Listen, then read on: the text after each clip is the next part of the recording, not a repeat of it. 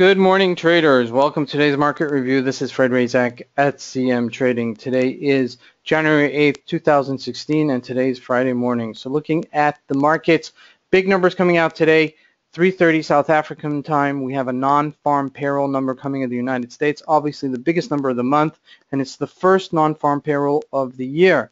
So it should be kind of interesting to see how that plays out. It's already has been played out in the market. If we look at the graphs, let's start with the Euro USD. Euro USD rallying over 200 pips over the last 2 days, and you can see this tremendous move.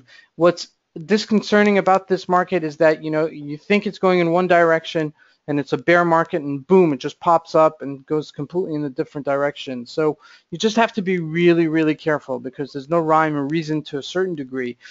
This is very much a scalper's market as opposed to a swing trading kind of positions where you're taking it for 2-3 days, because you could be up, let's say $1,000, $2,000 on the day, and then the next day you're down 3,000. So you have to be really, really very choppy in this type of very choppy market. You have to really be on the ball in protecting your profits and booking them before letting them go.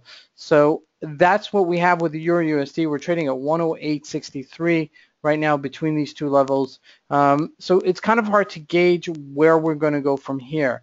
We look like we're respecting this resistance line, the support line at 108.28, but that's on a weekly chart, because you see we're closing up above it, even though we've dipped below it. So we could just pop up today, or we could still sell off. So you really have to be on the ball. If you're going to be trading today's market, just you may want to let the first move go and then trade the reactional move. So that's an option and a strategy that I've discussed before in some of our webinars. So that's in terms of the Euro USD, but it's really relevant to all the symbols that you're trading on the system. Looking here at the Dow Jones. Dow Jones has really been clobbered yesterday, over 300 points sell-off yesterday in the Dow Jones. Ostensibly it's because of what's going on in China. But these things have a ripple effect. If one country dropped the ball in terms of the financial statements, in terms of finances, then that could imply that the rest of the world can also follow suit. Now, are we going to shrug this off in the long run? Absolutely. But in the short term, we're in a bearish market. So what I'd like to see today, some sort of positive news coming out of the non-farm payroll, and then the Dow Jones bouncing right back. But this is a choppy market, and that is also one of the indications that it's a bear market, where we have these tremendous sell-offs and then these short coverings that give us an extreme move in the opposite direction upwards right afterwards. So you just have to be on top of it, and like I said, it's more of a scalper's market. So if you're able to trade the Dow Jones this afternoon, it's between the Euro and the Dow Jones. Looking at oil just being clobbered, obviously. We hit a new yearly low. Okay, we hit almost $32 here, as you can see. Let's just look at an hour chart for a second. 32.35, and we bounced right off of it to 33.98. Also very volatile relatively to the price of oil, but we're hitting all-time lows. I mean, this hasn't been this low since 2002. And like I said before, earlier in the week, you could expect more sell-off, and that's exactly what happened. To say that you expect it over the week is also very difficult to foretell, but the sell was there. And we were on top of it, so I'm happy that if you guys made some money on that move.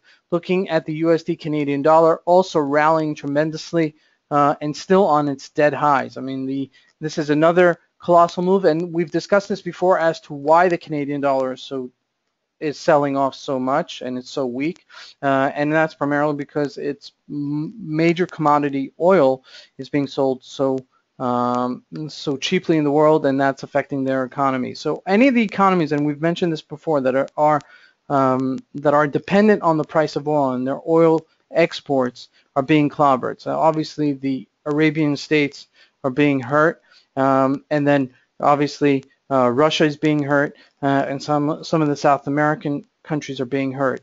What's not being hurt is the US dollar. So the US dollar is being very, very strong against the other currencies right now because of that reason. Looking at the Gbp Japanese Yen, big sell-off as well to 170. We're bouncing off of it. We're at 173. This may bounce still as we're hitting another support level. But like we say, we don't like to catch a falling knife, and that's exactly what this is. So again, it's a scalper's market. So if you're able to take that that bounce back, the short covering, the short squeeze, that's a great play. Looking at gold just briefly, gold is at 111, and this is what we said. It's at 1,100. If we broke this 1080, we'd go to 1,100. If you go back to some of market reviews earlier in the week, that's exactly what I said. And there's the indication for it, 1080. And we said if we break up above it, we'll go to 1,100, and that's surely what we did. So, you know, all in all, it's been a very respectful week in terms of the technicals following through. And the one that didn't follow through is obviously the Euro USD, where it breached that 107 level, but it yet still bounced back above 108.28. So, excuse me, that could still be going off. So, you know, lots of trades this week. Just focus on one or two, and lots of trades for today. And like I said, just focus on one or two trades and know what your game plan is before you go in. Obviously, you got to go with the seatbelt, and the seatbelt of trading is putting in stop losses. This is Fred Razak at CMTrading. I want to wish you guys a great trading day. Thank you.